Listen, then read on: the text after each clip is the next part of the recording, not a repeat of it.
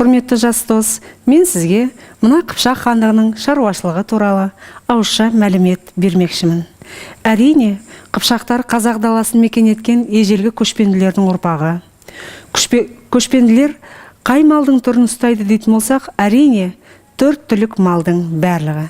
Бірақ Қыпшақ елінде әсіресе жылқы малына ерекше көңіл бөлетін болған.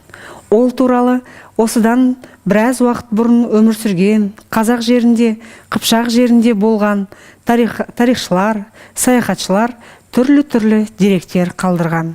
Солардың арасында, Қыпшақтардың арасында болдым, көрдім деп жазған Ибн Батута, Плано Карпени, Вильгельм Рубрук, еврей саяхатшысы 12 ғасырда Петахия, 15 ғасырда араб саяхатшысы әрі тарихшысы Аль-Омари.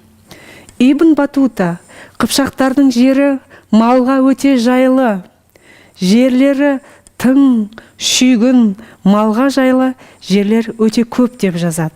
Қыпшақтар арпа сияқты жемді жылқыларына бермейді деп те дерек келтіреді. Ибн Батута Қыпшақтардың елінде жылқының көптігін көріп, былай деп таңғала жазады: мұндай мал ешбір елде жоқ шығар деп.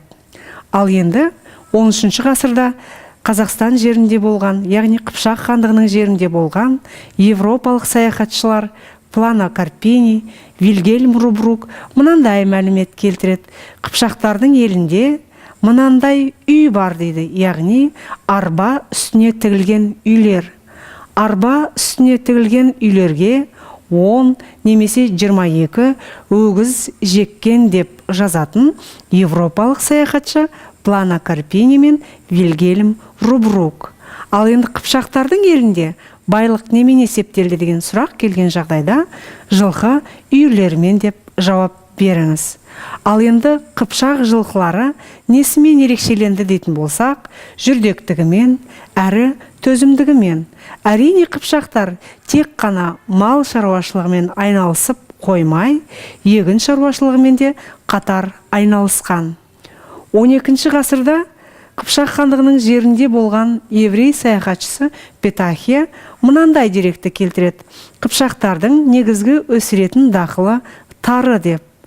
Ал 15 ғасырда Қыпшақ хандығының жерінде, яғни қазақ жерінде болған тарихшы Аль-Омари мына деректі келтіреді: Қыпшақтар аздап бидай, арпа өсірді, ал негізгі өсіретін дақылы тары.